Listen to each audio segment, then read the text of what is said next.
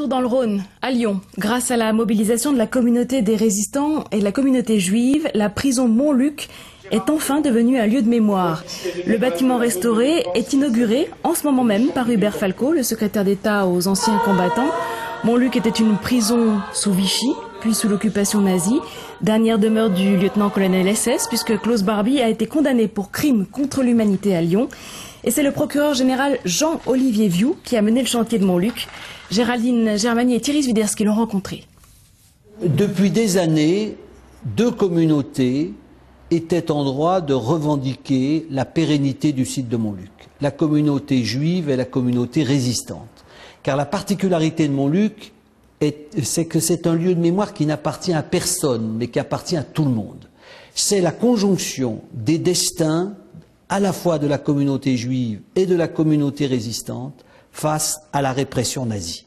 Puisqu'à Montluc, il y a eu la juxtaposition dans une communauté de destin, puisque Montluc était l'antichambre des camps d'extermination, d'une part des résistants et d'autre part des juifs. C'est pour cette raison que les deux communautés, conjointement, ont estimé qu'il fallait absolument sauver la prison de Montluc.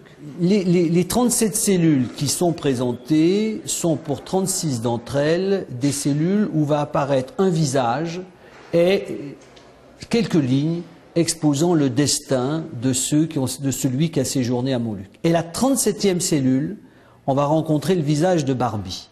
Le visage de Klaus Barbie qui ne sera pas le visage du nazi triomphant. C'est le visage de Klaus Barbie assis sur son lit dans la cellule de Montluc le soir où il est ramené de Bolivie pour être jugé en France du chef de crime contre l'humanité.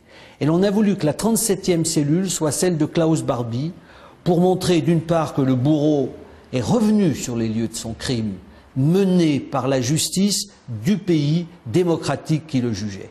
Car la grandeur d'une démocratie par rapport à un État totalitaire, c'est que la réponse aux atrocités du tortionnaire a été une réponse de justice. Et c'est pour cette raison que, après que l'on ait parcouru le destin, que l'on ait évoqué le destin des différentes victimes du nazisme, la dernière cellule, symboliquement, est celle qui rappelle que Barbie a été incarcéré à Montluc, là aussi très symboliquement, lorsqu'il a été ramené en France. Un lieu symbole, un lieu de mémoire que vous pourrez bien entendu visiter ce week-end lors des journées du patrimoine.